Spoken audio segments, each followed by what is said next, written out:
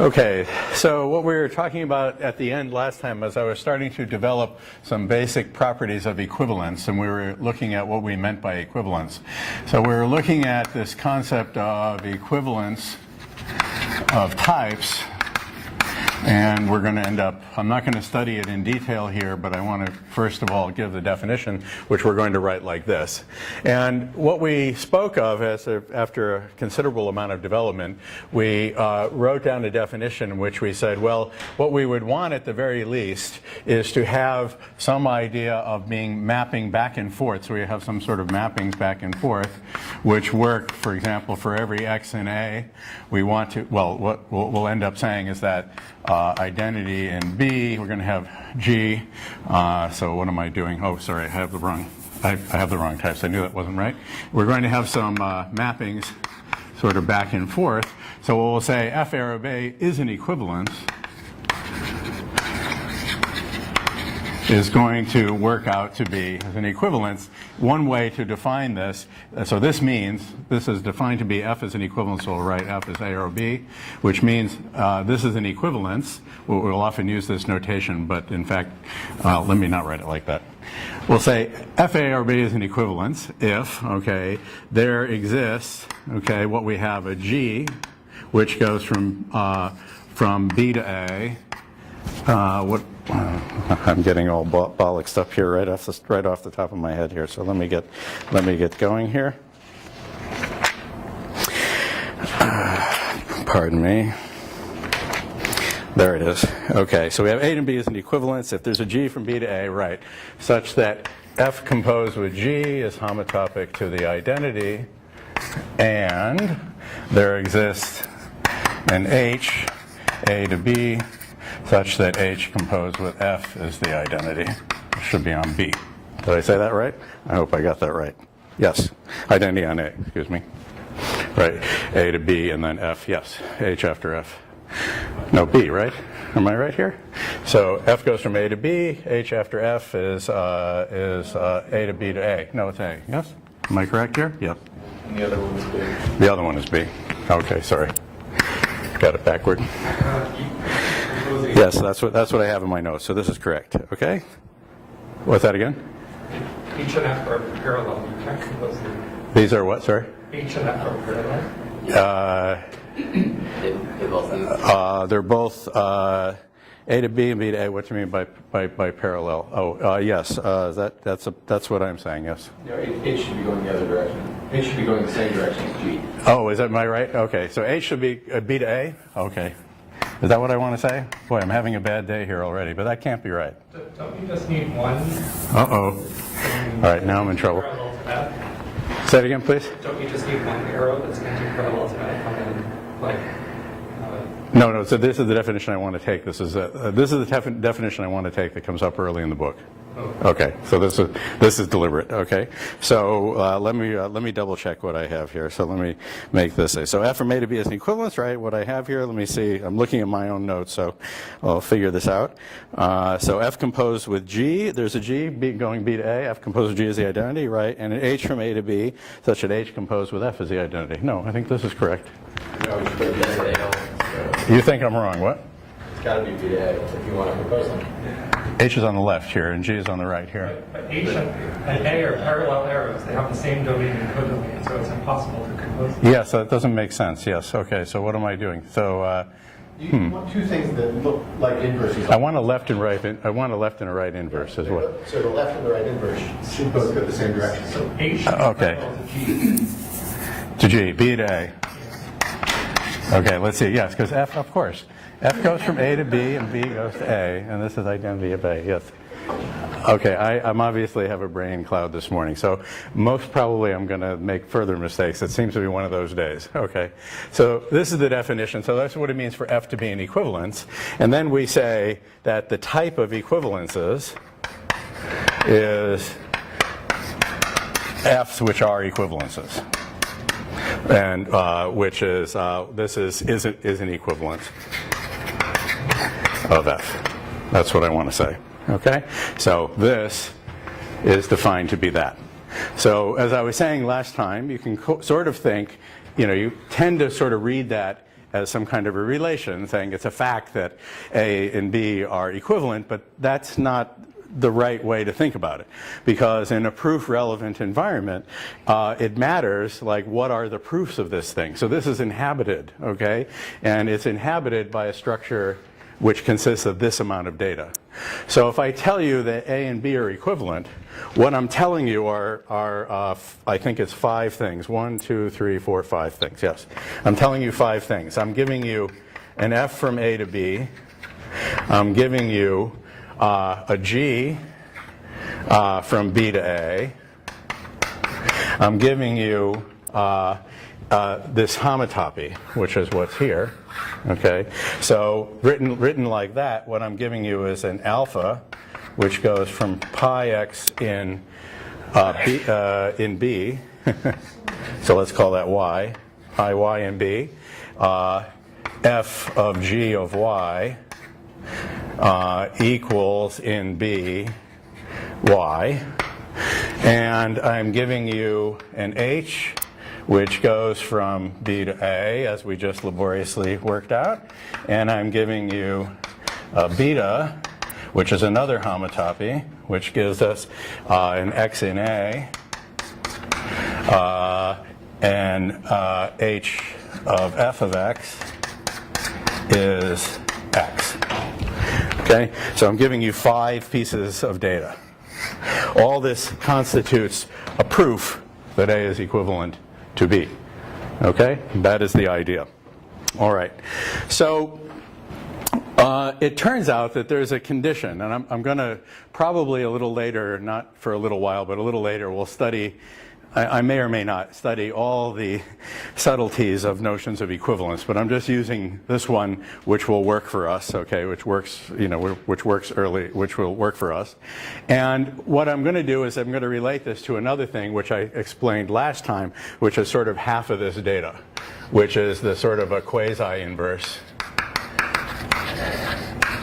okay, quasi-inverse of f, all right, where f goes from A to B again, consists of this thing. It's the type of G's from B to A. I hope that's right.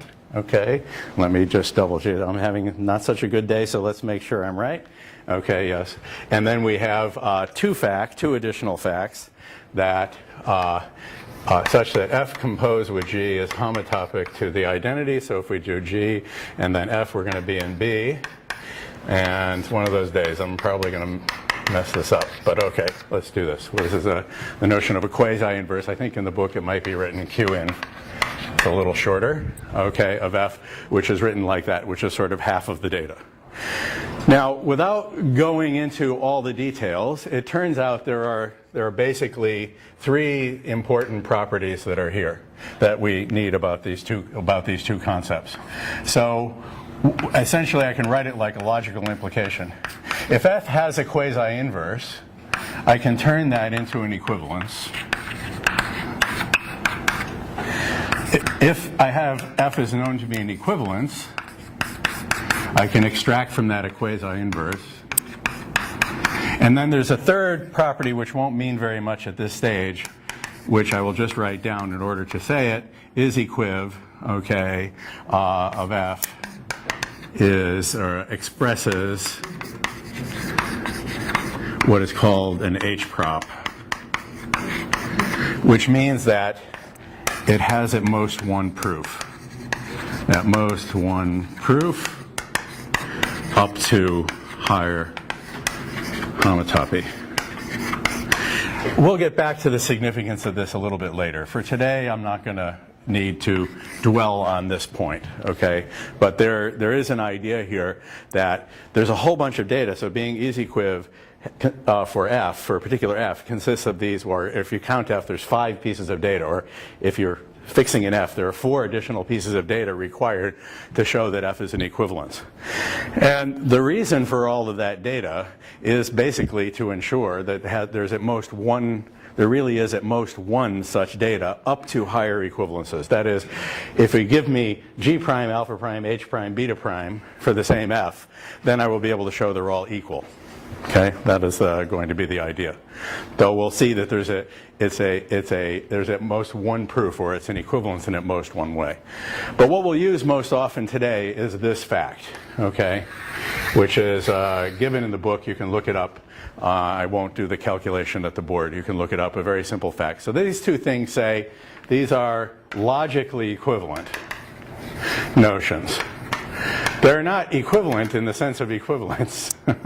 They're logically equivalent, meaning I can transform this data, which is the fact that G is a left and a right inverse of F, together with the proof of that fact, okay?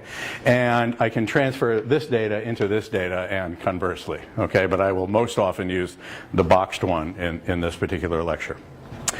Now, before I do that, I wanted to amplify a little bit the point about homotopy, which is this relation of F being homotopic to G, okay, at some type. So like A arrow B at some type G is by definition to be the following thing. We can say, let's call it capital H, is evidence for this fact.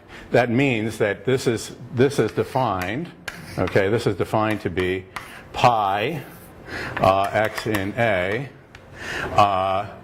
id B, fx, and gx. Okay, that's the idea. So if you read it logically, and now this is the point that I want to make.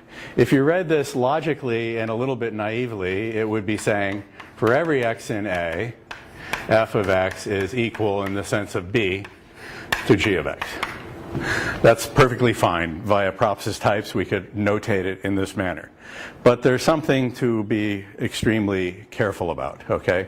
Because if I have such an H, okay, which is of this type, which can be thought of as a proof of this proposition by propositions as types, the thing that I want to point out, which may be for the first time you've come to this, I want to, because of the discussions I explained before, previous lectures I explained before, H is functorial in, well, it's actually going to work out to be what's called a natural transformation, but it's going to be functorial in x colon A. In other words, there's this idea, it's really dependently functorial. So there's this app-D business. So remember, we talked about the idea about app-D, about application, okay, dependent application. So the picture that we have is this, is that if I have an A over here, and I have an A prime over here, where these are equal by some path P in A, so this is taking place in A, right? Then if you read this naively, what it says is we have here a proof that f of A is equal to g of A by virtue of h of A. And we have naively that f of A prime, whoops, I wrote it a little too low, make it all line up. I have naively that f of A prime is equal to g of A prime by virtue of h of A prime. We have at least that. In other words, if you just read this like ordinary, what you're probably familiar with kind of quantifier, then when you have a quantified formula, these are a bunch of disconnected facts. For every choice of x, some fact holds, and there's no relationship implied between them. But here it's stronger, because what happens is remember that truth of a proposition like this means inhabitation of this type, and inhabitation of this type means I have a dependent functoriality, that is the thing that transforms H, that transforms an X in A into a proof of identity in B, must respect paths in the domain. So in particular, I have induced equations over here, okay, which can be calculated as this is should be app f of p, if I'm not mistaken. And this should be, somebody should check me because this looks like it's going to be one of those days. So make sure everything I say is correct. Okay, is app f of g, because if I have a is equal to a prime here, then I have a map that puts a or f around them. So that's app f of p. G of a in here, I get app g of p. So that works like that, if I'm correct. And then this diagram commutes. That is, these are equal. Okay, and this is called. This is also called naturality.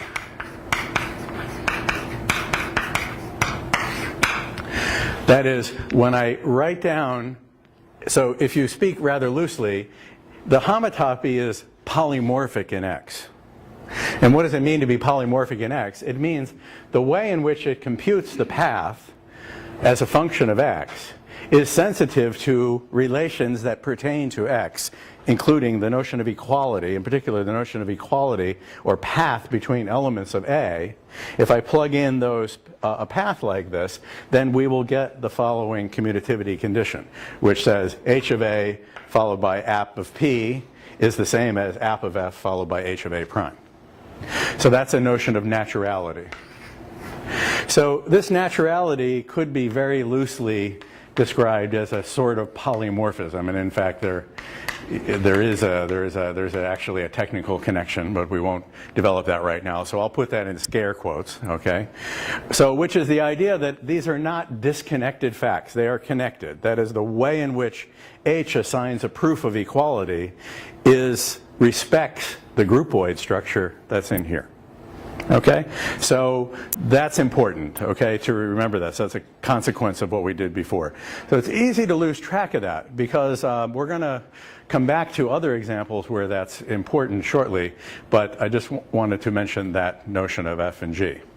And then the other thing that I mentioned is that the principle of function extensionality essentially then can be written like this for A to B, can be written as saying, well, we know, so we'll talk about function extensionality. So one is we have the following thing is definable, okay, right?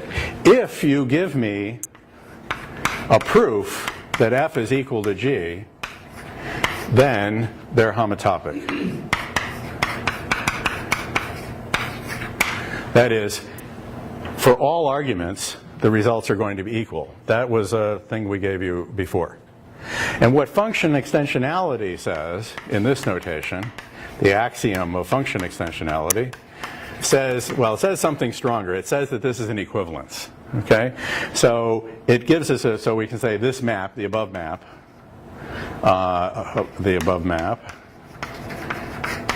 is an equivalence.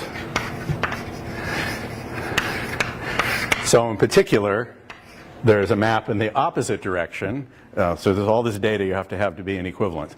So I believe in the book this might have been called H-apply. Someone will correct me if that isn't the right notation. But I think that that's in the book. Okay? And the fact that it's an equivalence is an axiom at this point in homotopy type theory. So amongst all the data of saying that H-apply is an equivalence, I'm going to give us a map in the opposite direction that says if you show me that two maps are homotopic, which is this definition, then that's enough to know that they're equal. And as we discussed before, if you want to remind yourself, because it's easy to get lost in all of the things, a canonical example is like make this n arrow n, so a function on the natural numbers, make this, lambda x. So an example would be lambda x 0 plus x, and lambda x x is homotopic in n arrow n. But they're not equal in the sense of having an inhabitant in the identity type unless you have the axiom of function extensionality. So funnext, which is the equivalence in the other direction, funnext says you can turn the homotopy into a path. Okay, so that's a way of saying, of connecting up these notations that I was stumbling over, is how they're connected with function extensionality. So if I did that if I take function extensionality, then, this line here could then have been written that F composed with G is homotopic to the identity at A arrow A. And this says that H composed with F is homotopic to the identity. That's a shorter way now, using the notation we have. I can write it like that. And in the presence of function extensionality, I can say it's equal in A arrow A to the identity. So this would also be A arrow A, of course. And I would say that H composed with F is equal at A arrow A to the identity. Okay, so one of those is B or B, I think. Did I screw it up again? Oh, one of them's B arrow B. Ay, boy, I'm sorry. Today, yes, F lands in B, so this is B arrow B. Sorry about that. Boy, I'm having bad type checking here. A bad type checking day, am I not? Okay, sorry about that. All right. Anyway, you get my drift. Okay. Yes. Minor detail.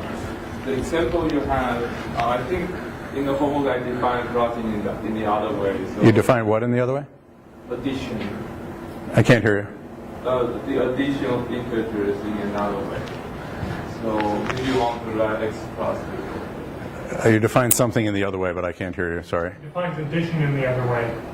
It's inductively on the second argument. Define addition the other way. Oh, okay. No, but I chose this under the assumption, the example is chosen under the assumption that x is defined on the, addition is defined on the right. If it isn't, then switch it around. I want to make the hard case. I want this not to be a definitional equivalence. Okay. I just pulled that out of my hat. Given that I have a brain cloud today, I'm going to make a lot of those mistakes. Okay, so that's what I mean. So the point is, you'll find the definition in the book.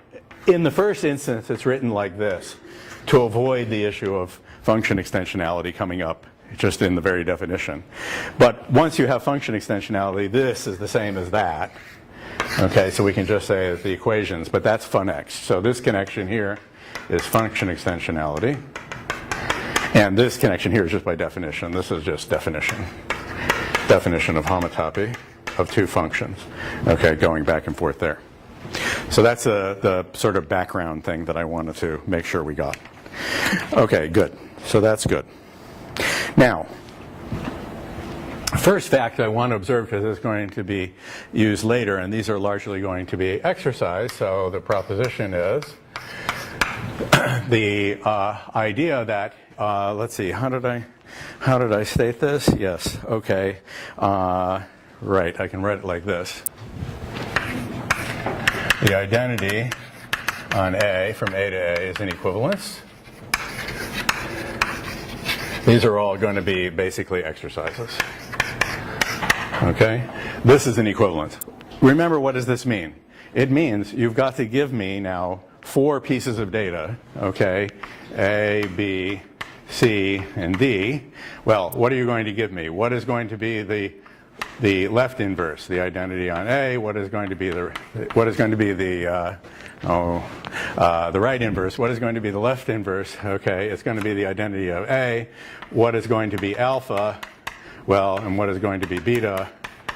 Fill that in. Okay, that's what we have to do. So when we do this, so in other words, saying that this is an equivalence is a programming exercise.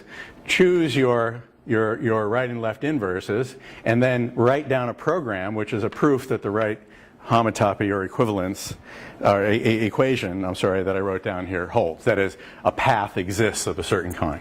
So you're going to do that. Then we'll say if f A to B is an equivalence,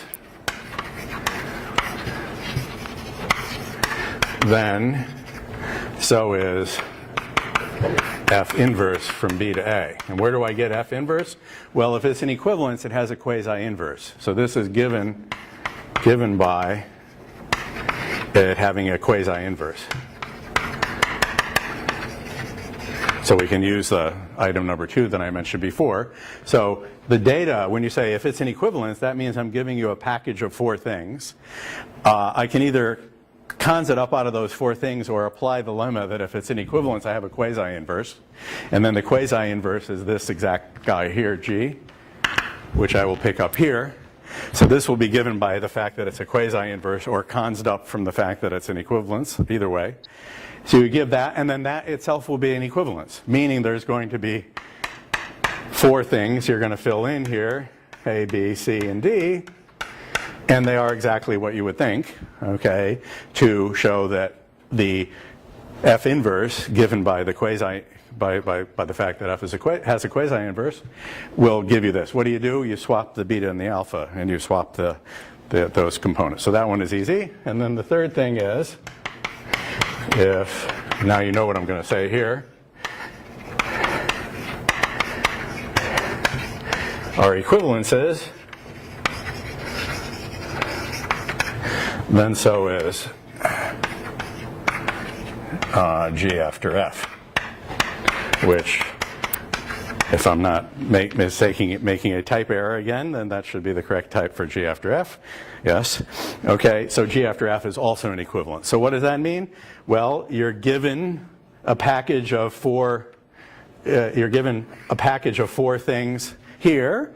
You're given a left and a right inverse and a proof that they are for F. You're given a package of 4 things here, so that's 8 things that you have here. And you're going to put those together to build a package of 4 things here. Okay? Yes. So you'll have A through D here as well. Yes? Yeah, in part 2, so you say if F, A, R, B is equivalent, and so is F inverse. Are you saying that, so you have some way, given an equivalence of constructing the quasi-inverse, are you saying that if you apply that way, then the thing you get is a quasi-inverse? Or are you saying that all quasi-inverses follow equivalence? There's at most one proof that this is the idea that it's an H-prop. There's at most one way in which F is an equivalence. Okay, and then I'll transform that one way into a quasi-inverse, and then pull that guy out. Okay, where am I pointing for quasi-inverse? I'm pointing at the wrong thing. I will transform it into a quasi-inverse and pull that guy out. Okay? So that's what I mean when I write it like that. I could say, if it's an equivalence, then it has an inverse, which is also an equivalence. I mean, I could write it out like that as well. That there exists a G from B to A, and et cetera. Okay. You could say, which is, if F, A, or B is an equivalence, and G is a quasi-inverse of F, then G is equivalence. Yeah, so the way I've written it is, then there is an equivalence F inverse, okay? So there is F inverse, so let's write it like this. There is F inverse from B to A, which is also an equivalence. I didn't finish writing it. Which is also an equivalence. That's what I want to say. Okay? That's what I want to say. So what I'm exhibiting, as you can clearly see here, is I'm showing you that the type of equivalences exhibits a groupoid structure in a particular way. I'm going to need that because when I talk about the universe, what I'm going to end up saying, as I tipped my hand to you last time, paths in the universe are going to be identified with equivalences. Okay? And so I want that to have this kind of groupoid structure, and here's what it would be. Okay? So what are the how to think about it? Okay, so that's some general properties of equivalence. Okay, so now I want to develop some other things which I need to go forward.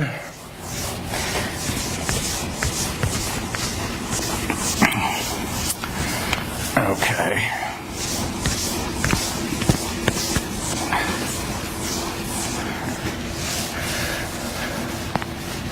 We'll do a couple of fun things. So these are going to can be thought of as programming exercises. That's what I'm going to do next. Okay, so I'm going to do I'm going to exemplify what's called the path structure of types. So what I'm going to be looking at is, or the structure of paths in types.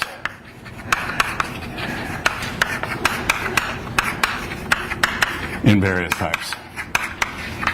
So I'm going to start with the first one I will do will be the product, sort of A cross B.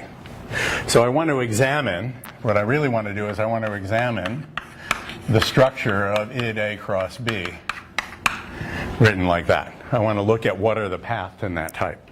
Okay?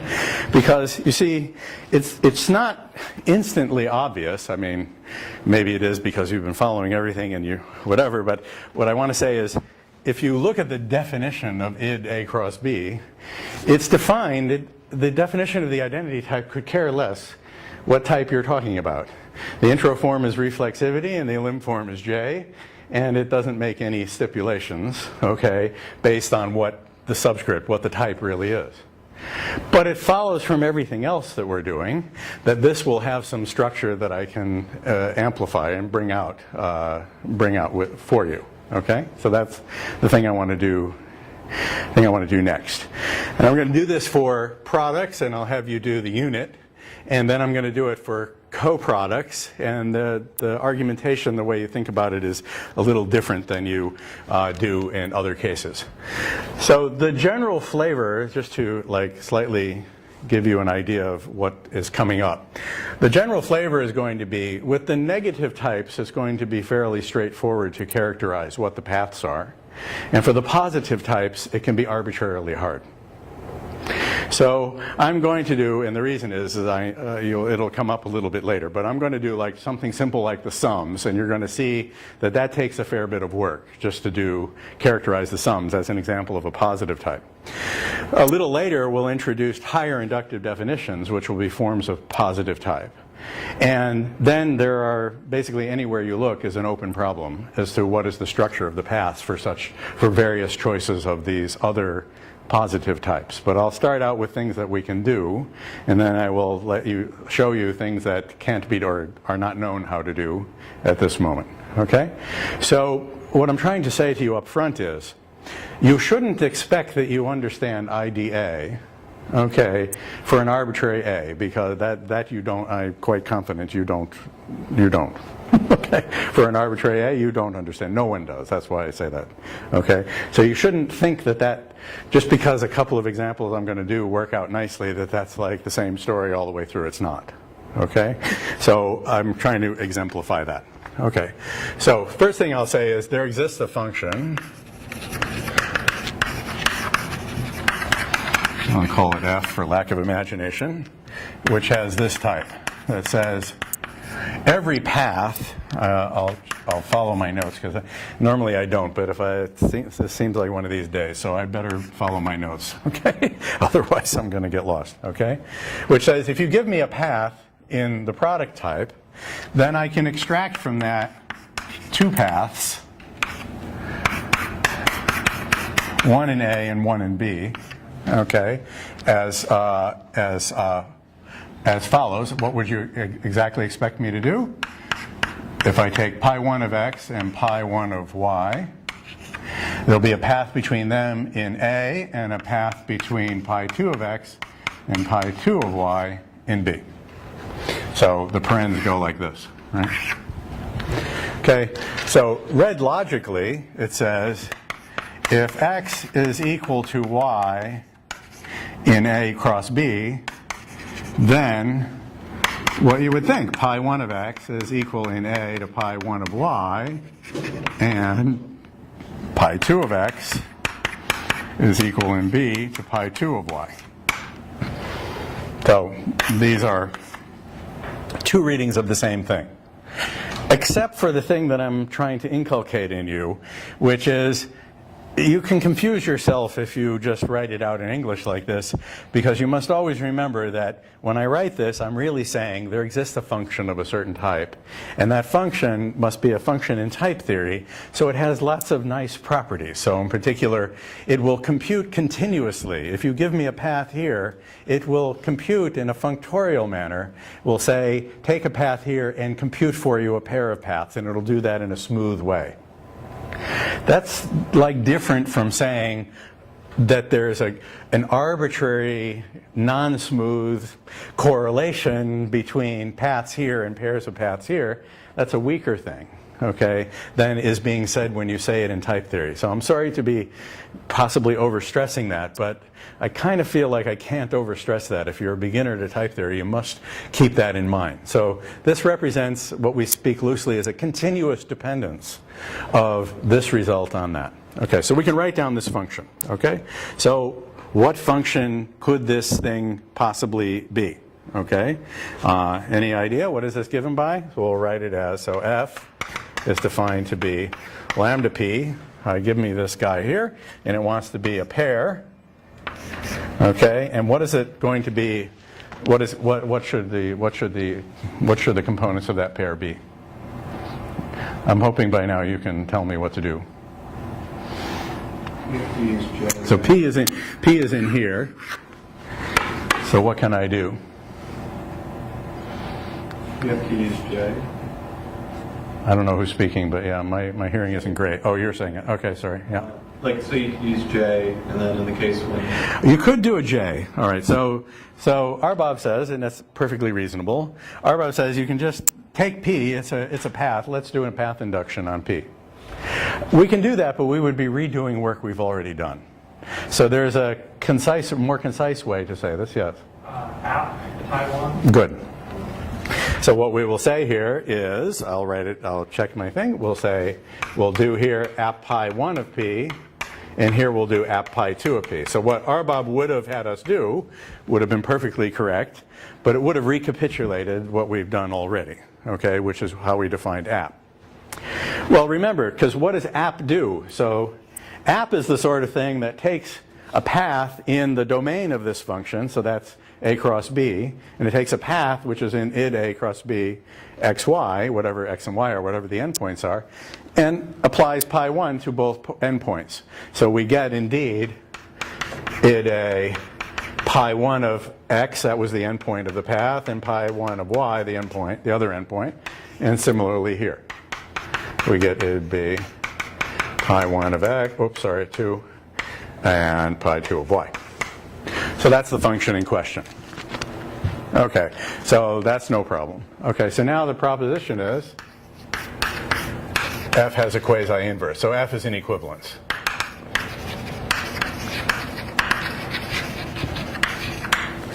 So we're ending up saying that, so f is an equivalence. So in order to write that out, let's say the sort of fact we're stating is this is that.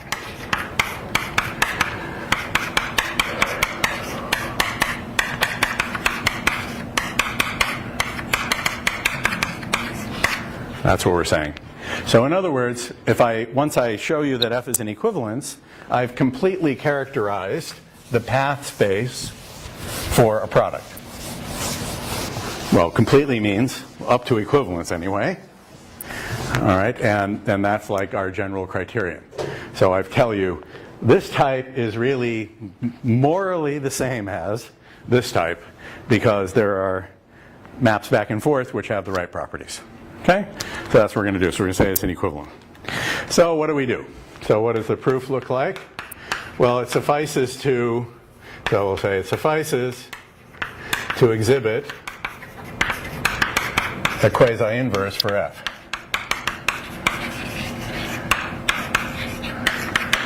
Okay? Right? Because we said that if it has a quasi-inverse, okay, then it will can then be turned into an equivalence. Okay, so what does that mean? I have three obligations. I want to exhibit a G which goes from pi 1x, pi 1y, cross pi 2x, pi 2y. Can you smell where this is going? Id A cross B xy. I want to exhibit that G, which I will fill in here. So give me a moment and I'll fill that in. And then I want to exhibit a proof, alpha, that G of f of x is equal at what type? Well, we'll have to figure out what type that's going to be. What type should that be? Okay, we're doing G after x, so this should be in the identity type A cross B, I believe. Okay? And C, let me leave some room here. So if we do F, and it looks to me like in my notes I have it wrong. So if we do F, F takes us from here to here, and then G takes us back, so we're going to be here in id A x, y, and I shouldn't have called that x. Okay, that was a bad idea. Okay, let's call that P, and call that P. Okay, that was a dumb idea calling it x. What? Okay, what? It should be id A cross B, I think. Id A cross B, yeah. Yeah.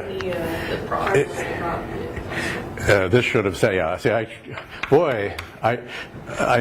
simply transcribed my error, didn't I? Okay.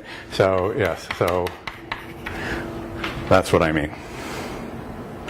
Okay. Yeah. Good. I'm having an off day. So that's good, because then you're forced to follow me more closely, otherwise I'm going to screw this up. Okay, and then we want to exhibit a beta the other way, which is f of g of q, let's call it. I unfortunately called it y in my notes. Call it q, and where should this be? This should be in, well, id a, oh, blah, blah, cross. Let me not write that out yet again. That's where that's going to be. Okay? So we have to write it like that. So those are my obligations. This is what I have to do. Okay, so there are probably many ways to write this code, but here's the one that I wrote down that I hope is right.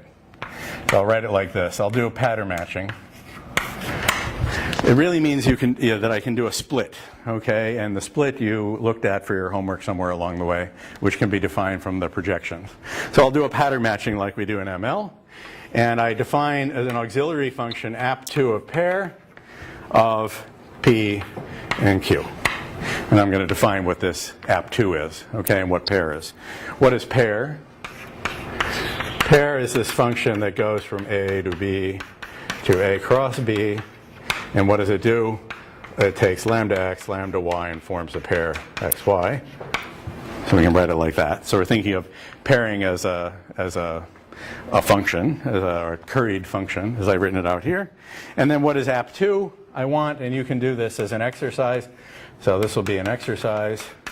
Define app2, okay, such that app2 of f of the right type of P and Q is definitionally equal to the identity of fx, what am I doing here? Oh yes, fxy, x prime, y prime, where P is id x, x prime, and Q is id y prime. So it's a sort of double use of app. In other words, we use app twice. So remember, app would be the thing that takes a function and takes a path in the domain and gives you a path fx to fx prime. Okay, it would be here, and now I'm just doing it doubly. Okay, writing it like that. So we have that. Okay, yes. The left-hand side is a I, the right-hand side. I'm afraid I'm not able to hear you very well.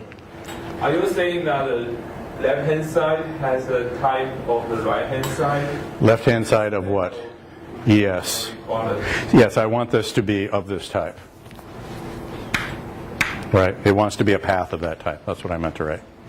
Okay. In other words, it's app, okay, except that it's to this curried function. It's just a convenient way to write it down. Okay? So this is my G. Okay. Now, what do I have to do? All right. So here's what, let me again check my notes, make sure I know what I'm doing, because I probably don't. Okay, so we have pair, and we have app, good. All right, so now we have this. So unfortunately, my notes don't agree with the notation I wrote on the board. So let's make sure about this. Okay, so in order to exhibit this, okay, so what I need is, according to me, so let me erase what I've written here, because you're going to get this, but I didn't write it down this way in my notes today. So for some reasons I say, with funx, it suffices to show the following thing. That I have an eta, which goes from pi, p, app2 of pair. I'm just writing out now what it is to compose these functions. So that's what I'm trying to do. Right. P, app pi 1 of p, app pi 2 of p equals p. So we're at the appropriate type. So in other words, I have to show for every p, right, this application that is equal to p, all right, beta. And then I have here beta 1, which is for every p and q. That's a little sloppy. That app pi 1, so these are the two inverse conditions, and I split them up. That's what I did here. App 2 of pair of p and q, right, okay, is p, and beta 2 is pi p and q. App pi 2, app 2 pair of p and q is q. Okay, those are the things that I need to show for the quasi-inverse. And the reason is, right, what I'm doing is I'm just saying, if you take f defined like this, so f forms the pair of the two apps, and I apply f to the g in the image of g, which is defined like this, then we'll end up with these equations.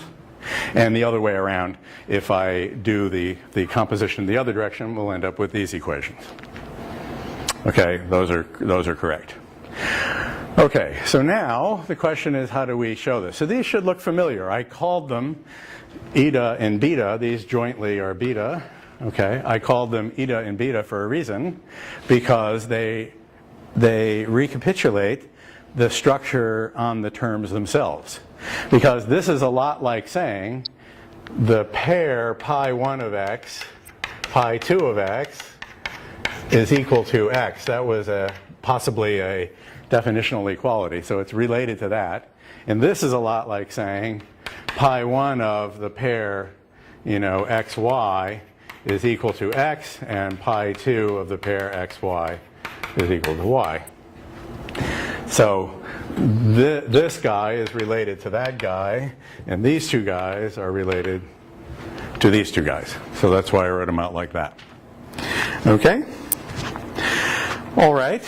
So what do we do here? Okay? So how do we go about and do this proof? Okay? Bum, ba, bum. So good. So what I have here is we need to find, so for this guy, we need, given x in A cross B, because I'm going to use function extensionality, I need something which is of the type app2 pair, because I need an equation, okay, of the type app2 pair, oh yes, by path induction, I need this. So need by path induction. So by path induction, I reduce reasoning about a general path to this generic situation which I'm describing here, which is REFL of x. And we should write out the types, but let's do it. And then this will be app pi 2 of REFL of x. And I want that to be equal to REFL of x. Okay?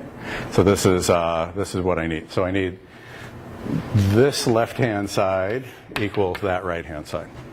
Okay? That's what I mean to be writing here. Okay? Because app2 works like that. Okay, so that's by path induction. Okay? But now, right, so we need this. So we have to find this guy.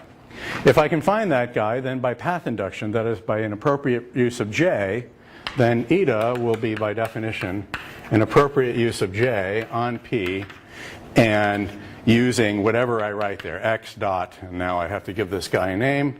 I don't know what. How about R? Okay? X dot R will go there. Okay? So if I exhibit this term R, then I will use it in a path induction to compute my eta. Okay, now we need a few other things that we can notice. So we notice, if you look in what I gave you earlier, what happens with app pi 1 of REFL of x is definitionally equal to REFL of pi 1 of x. And app pi 2, and now this is going to bring up a point that I mentioned before, and I want to amplify it again. These are true. These are true by the definition of app. The general definition of app-f. App-f of REFL is REFL of f of whatever. REFL of m is Apple is REFL of f of m. That's the definition. So this is an example of a code-on-code dependency. The fact that this, so think of this in terms of a library. Somewhere I built up a library, which I've been doing, And one of the things I gave you in the library is well, it's this guy. I gave you AppF. Okay, it's sitting in the library. Normally, if you say have something that's sitting in the library, we know that if F is A arrow B, the library will tell us that AppF is of type F is A arrow B. This is going to take a path in A, let's call it A prime, and give you back a path in B of FA prime. That's what you might expect to be in the library. That's like the typical thing. This is in your standard hot library.h. So when you say sharp include angle brackets hot.h, this is what you get. Okay? This is the usual thing. You have a header. Okay? And it ain't good enough. Okay? And that's the point I was making before. It ain't good enough because knowing only the function header, that is what is the functionality of F, does not reveal to us how it computes, and I need to know how it computes definitionally in order to make this argument that I'm doing go through. So what is happening is the proof that I'm doing here in this is like my library, which uses the standard library, needs to know something about the code of the standard library in order to know what definitional equations hold. Okay, that's not a very nice thing, okay, but that's the way it is. We can discuss separately how one might manage this, okay, but I just want to point out, in the way I'm doing it right now, the fact that this holds, okay, is a fact about the piece of code AppF, not merely about its type. Yes? Does it matter, so given what we're trying to prove, does it matter that these are definitional and not definitional? Yeah, so this is where I was deliberately trying to hedge. I don't want to discuss what else we might have put in this header file right now. Okay, we might have postulated it propositionally. Given that we're trying to prove X of type A cross B proves R of type app2 pair, blah, blah, blah, blah, all the stuff up above. Oh, all the stuff above. Do we need the fact that these are definitional and not merely propositional? The proof I know uses the definitional equality. If I put more information in here than that, if I wrote AppF is this, cross, and maybe some other equation, an identity maybe of some kind, that told you about its behavior, possibly that's enough in this situation. Okay, I was just having this discussion the other day with Joe, but I don't want to go there right now. I simply want to, let's not talk about how we might do modularity properly. I just want to point out that when I use a definitional equivalence like this, I'm doing a code-on-code dependency.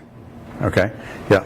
So let me try to answer your question. Okay. So Loud. the program above will give won't be well typed without this. Oh, that's true. Ah, right. The definition, the type checking, yeah, so you did, I didn't anticipate your question, therefore I didn't have the answer ready. Good, thank you, Favonia, that's correct. The type checking will depend on the definitional equation holding. So that's an anti-modularity, right? This kind of thing is just as bad as inheritance, okay? Okay, that's the whole reason why inheritance is a bad idea. It's the same reason why this is a bad idea, okay? It's a code-on-code dependency. So we can calculate that. And by a similar calculation, if you look at what my app2, what do you mean my app2? I left it as an exercise.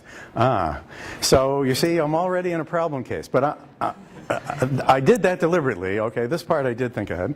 Okay, so I'm going to claim the following fact, that app2 of REFL of pi1 of x applied to REFL of pi2 of x, I'm going to claim that that is the same as REFL of the pair pi1 of x and pi2 of x, which I'm going to claim is definitionally the same as REFL of x.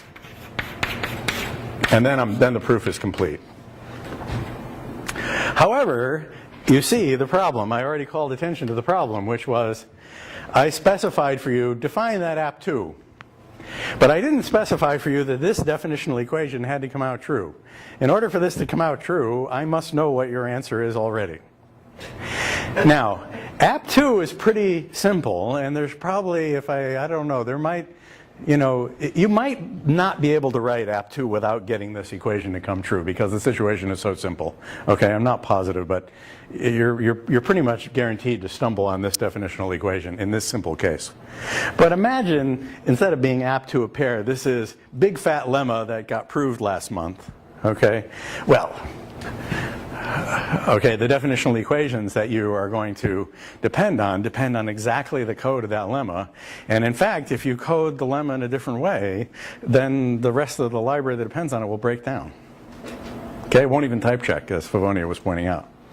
Okay, this is wildly anti-modular.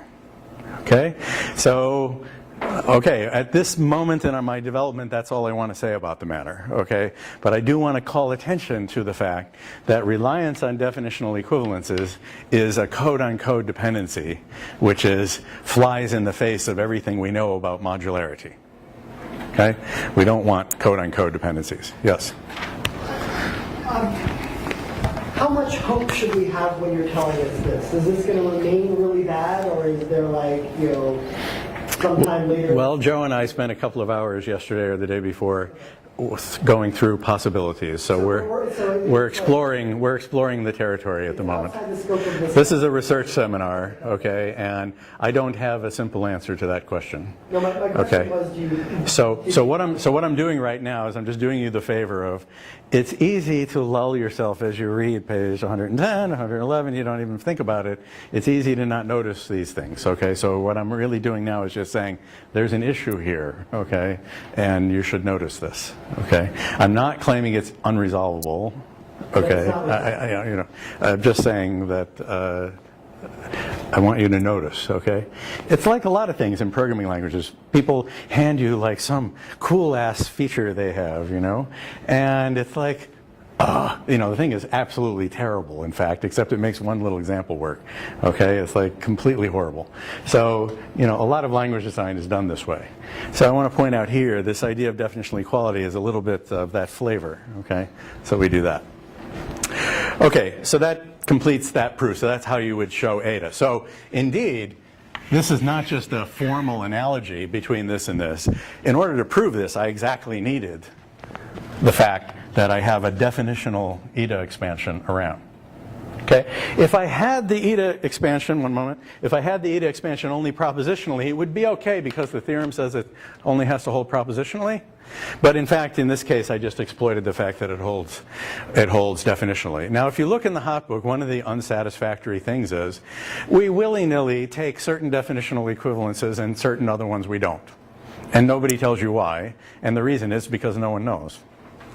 If you ask me, it's just like, oh, I don't know, this seems pretty harmless. Let's throw it in there. It's convenient. This other one, oh, that seems like a big pain in the butt. Let's leave that one out. So that's what happened. Okay, I believe in the definition in the appendix that eta for pairs is in there.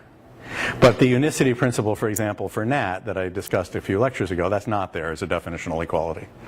And you could say, well, why? Well, I think we're lacking a good theory of this, like what is the right thing? Okay, I personally don't know what is the right thing. Okay. Yet, anyway.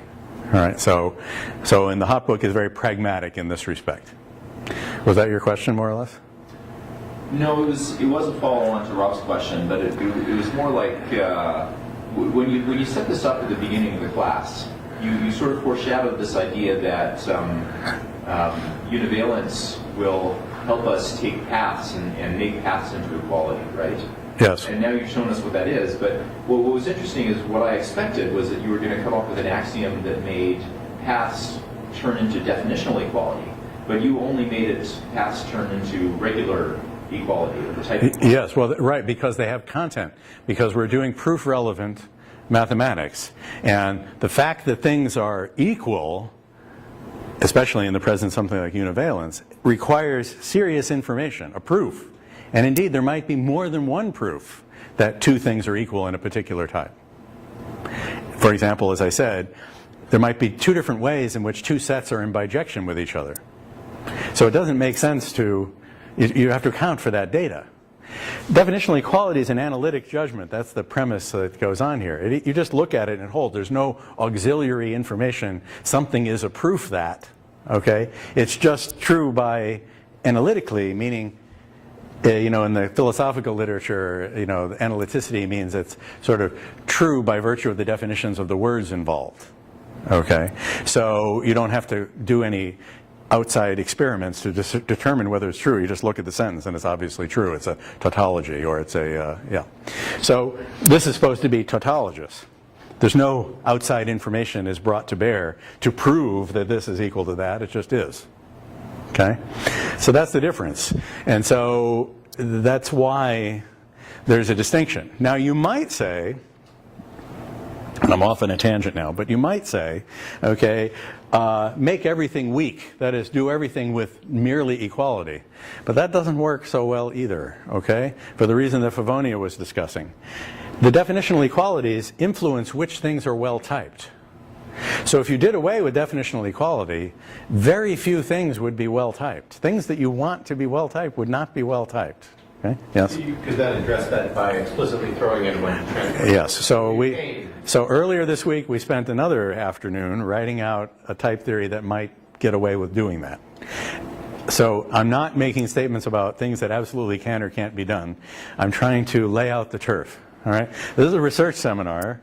I'm very close to certainly what I know, the edge of what I know, and the edge of what maybe anybody knows in some of these topics that come up. So don't be surprised that I have equivocal answers about a lot of things, because I don't actually know. I'm bringing you up to the edge of what I know. That's the point of it.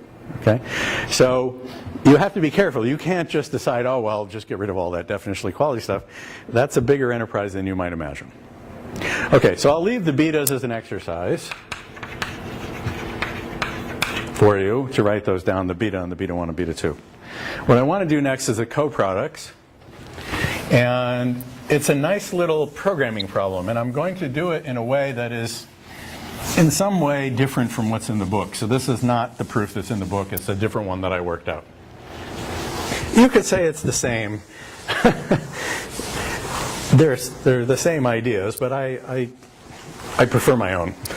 So I'm gonna do my version. Okay? So let me do this.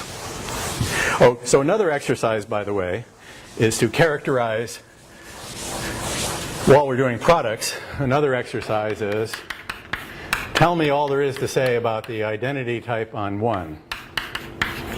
And what is there to say about it? Nothing.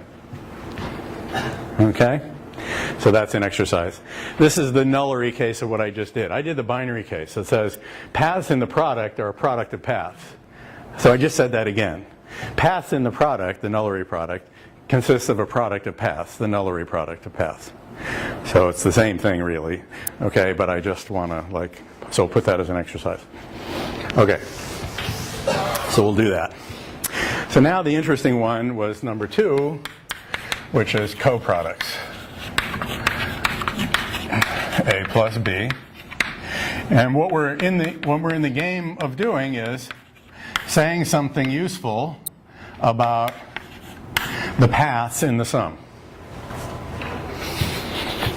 Now, I'm already, okay, what I want to do is, let's see if I want to invent this with you, okay, because there's a trick, there's an idea here that has to be brought out. So, what is it that I want to say about the paths in the sum? Well, there are various things I can do. Let me look at how I stated my corollary. Yes, so I can do it like this. Okay, let's check. Okay, so I want to say something about the paths in the sum. The question is, what is the thing that I can say? Well, remember what the elements of the sum type look like. They're in lefts and in rights. Okay? So the kind of thing that I want to say is, if you have a path in the sum, it's going to be either entirely in A or entirely in B. But it will never be between something that's in A and something that's in B. Why should that be true? Well, eventually I'm just going to prove it to you, that's why it should be true. But why do you think it might be true? Well, if you're thinking of the paths as representing equations, it really wouldn't make much sense, it seems, at least if you think of the coproduct as the universal cospan, the thing that we're doing here, what the coproduct is. You wouldn't expect to have equations between an in left of A and an in right of B. So we want to prove the following facts. We want to say, if we're in the sum and we have two in lefts, let's call it in left of A and in left of A prime, that type is equivalent to this type. So it says a path between in lefts in the sum is given is completely characterized by, is equivalent to paths within A between A and A prime. Similarly, we will say for in right,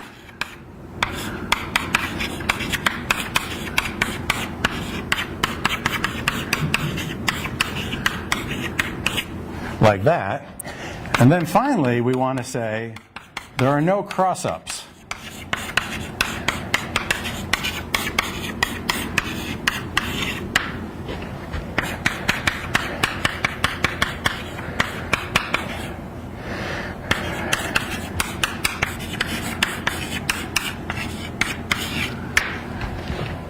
So this is the characterization we want.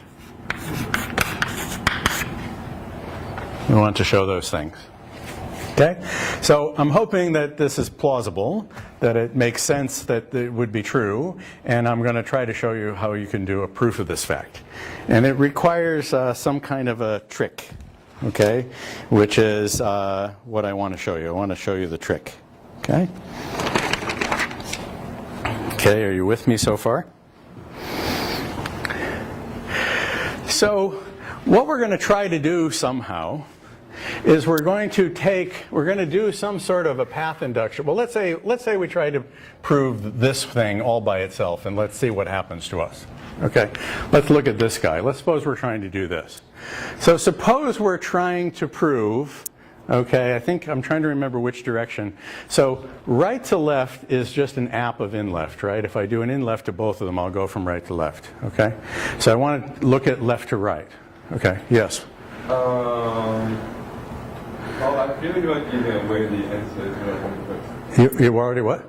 I feel you are giving away answers to the homework doing. Well, I didn't realize I was doing that, but. Injectivity of X. Oh yeah, so it's true. You can adapt this for injectivity of S. But anyway, I want to do it. So sorry if I'm stepping on the homework assignment. Okay. Yes, you're right. It did cross my mind that this is like injectivity of S. So maybe you guys have already solved this. Okay, I want to point out where the problem is. So let's suppose we were trying to do left to right. Let me just give you a flavor of what's going on. So we're trying to find a map from here, because this will help me motivate the trick. Okay. So we're trying to find a map from here to here, whatever we're going to call it, which goes to here. A prime, right? That's what we're going to do. So the obvious thing to try here is you do a path induction, a J, on X. I mean, that's the only thing you've got in your hand, so it seems like it would be like that. Right? So it says do a path induction on X. Let's call it P, because that'll remind us it's a path. Okay? So we're trying to do that. We're going to do a path induction on P. But it's not going to work. And or at least it's not obvious how to make this work. Let me explain to you. So what I'm doing is, let me explain to you my thought process, and maybe this will be helpful to you.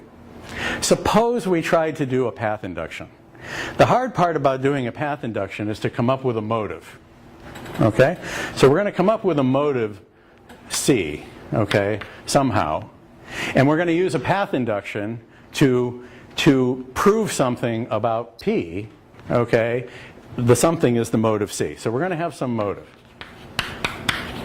I don't know what C is yet. The whole art of doing any induction is to figure out the motive. So it's maybe not totally obvious what C should be. But let me show you where the trouble comes. Okay? So the trouble comes like this.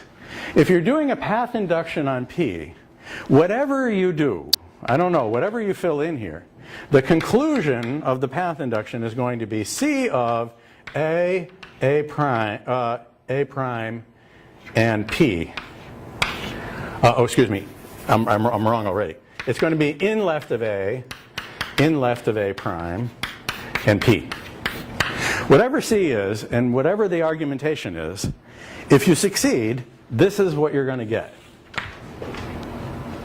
Okay? You've got these in lefts in here. You've got C of in left of A, C of in left of A prime, P, because these are the arguments. That's the M, that's the N, this is the P, and you're going to do a J on P, so you're going to do a J with that motive on P and something. So whatever you do, the type is going to look like this. In left of A prime, and P. But the thing you need looks more or less like D, whatever D might be, in this case is ID, something about A prime, and something about P. Well, you don't even need P. What you need is that. So the problem is, how do you get rid of the in left? Okay? So in particular, what I need is a statement of identity, let's just write it like that, of A prime. The problem is, how do you get rid of the in left? So the first thing you might think of is, well, what I'll do is I'll define a motive D, which is something like this. D of UV is identity on A of out left. This is the hacky way to do it. U and out left of V. And of course, then I will wrap your knuckles, okay? Because these things don't exist. This is not total functions. You know, you sort of want to compute the predecessor, as it were, okay? But there isn't necessarily a predecessor, because U could be an in right. And then what is out left supposed to do? Even if you try to define it, you're not going to succeed because there's nothing for it to do. So this strategy doesn't work, okay? This isn't going to work, okay? So and then you puzzle for a while, okay? Presumably, at least I sort of, scratch my beard and try to figure out what to do. So the problem is, if you want to say it like this, okay, the problem is I need to have a motive which lets me get rid of these things in the situation where it makes sense to get rid of them. So here's what I'm going to do. So I'm going to want my motive to be F, which is defined as follows. I want F is going to be from A plus B cross A plus B arrow U. So this is my family of types. And I want it to satisfy the following definitional criteria. What I want it to do is, I want to say it has to work for any A and B, anything in A plus B. Two things that are in A plus B. So what I want is, let's just say, I don't know how to define it yet, but I want an F that has the following characteristics. On in left of A and in left of B, what it is the identity type, this should have said A prime, the identity type of A and A prime. And I want, when they're both in right, let's call it B and B prime, I want that to be the identity B and B prime. Now, I also want, when I have in left of something and in right of something else, I want that to be 0. And when I have in right of something and in left of something else, I want that to be 0. So why is that what I want? Because if I choose F to be my motive for my induction, well, I've got pairs here, so I've got to worry about it. But high level, right? The idea will be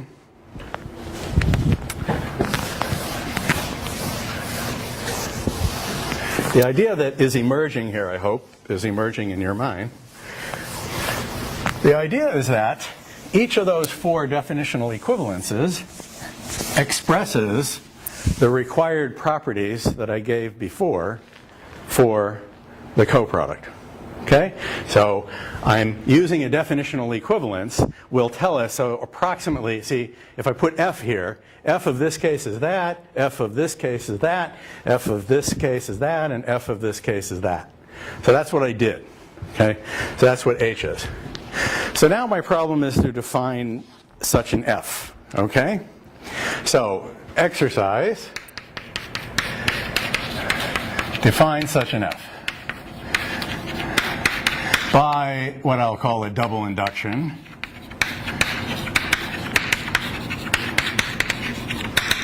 Because f has two arguments, and you're going to do an induction on this one and an induction on that one, case analysis. So the cases will be in left of x, in left of x, in left of x, in right of y, in right of y, in left of, etc., and you do all four cases. So if you do a nested case analysis, you will get an f which has this type and which satisfies those definitional equations. And now the critical thing is the lemma. This is what's important. The lemma is, for any x in a plus b, there is something in f of xx. Why is this the critical lemma? The reason is I'm going to end up doing a path induction on some path, on some path P in the coproduct. And the auxiliary thing I'm going to show, I'm going to do a path induction whose motive is f. And so the subsidiary, the sub-goal for path induction is to show generically in x, because I'm going to be doing a path induction on P in id a plus b. So I'm going to have to show generically in x that f of x holds. Okay? I'm going to need that in order, in each of the path inductions, because remember, that's the rule. The premise for a path induction says you have to show that the motive holds for C of x, x, and refl of x, right? That's the sub-goal, the premise of path induction. So in my case, it's going to be f, and there won't be any need for the refl part, so I'm going to need to show fxx. So this is why this is the critical lemma. Okay, yes? So I've been a little bit confused ever since you wrote the thing on the left with the zero, I guess is the empty type. I didn't hear what you said. Zero What? is the empty type? Yeah, yes. So how can I define a case for f of in left and in right that has the empty type? Because there's no inhabitants of the empty type. The reason is, you'll see in a second. So you should, this is part of the programming exercise. Okay? So we'll see how this goes. So, this is how to write code. So what I'm going to do is, I'm going to do a case. The proof in this is going to be a case in which the motive for the case analysis is f, or I called it, not f, but fzz. And I'm going to do that on x. Okay? That's what I'm going to do. And I'll fill in the two branches. Okay? So we'll get to that. So this is the motive. So if I fill in the branches, the type of this will be, you agree, fxx. Because that's just the type checking rule for case. So if I fill in the branches, that will be right. We agree? Okay. So now, what am I going to do is I'm going to have two cases. I'll call them little m and little n. What is little m? It's of type A, right? So this is in A. Little n is in type B, because we have two branches to consider. And now what happens? What happens is, you see, what should be the type here? This is where the cleverness comes in. What is the type of that branch? Well, independently typed programming, the type of that branch is you plug in left of m for x in, or z actually as it's written, for z in f of zz, which is f of in left of m and in left of m. And analogously, there's an analogous thing that holds here. Because you flow into the branch, which branch you're in. Okay? So, by the way, this dependent lim, this has been around since like 1971, Martin Luft's original type theory. This is what in broken form is called a GADT in Haskell. Okay? In Haskell, they have this horrifically hacky, kludgy, broken thing involving polymorphism that is attempting to express the idea that when you do a case analysis, when you're in the branch, you flow the information about which branch you're in into that branch. Ignore G80Ts. It's like garbage. Okay? The right thing is dependent types. Just so you know. Okay, so what do we play here? What could we possibly have? And what is f of in left of m and in left of m? Oh, it's over here on the right. That is by definition, definitionally equal to, by the construction we did before, identity in A plus B, in A, excuse me, of something or other, m and m. So what should I put here? Well, reflexivity in A of m has that type. And what do I put here? Reflexivity in B of n has the analogous type because of the definition of f. So you can define that f with those definitional equivalence properties, okay?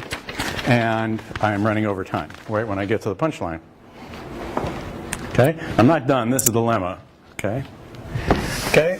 So that's how you program this.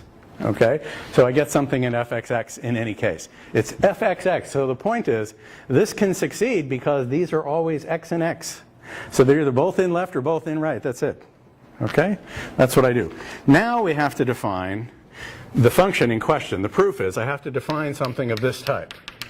Given x in a plus b, and given x prime in a plus b, and then I can give you something in a path between x and y and turn that into an f of x and x prime. That's what I'm going to do, and now I'm running out of time. Okay? So we'll do this next time. And you can try it for homework. But the idea will be, I'm going to do a path induction here and then give you an element of this type in every case. And now you're going to ask, how can I do that when they're crossed up? Well, we'll do that next time. Okay, so that's where we are. All right, sorry about running a little long. Thanks for your attention.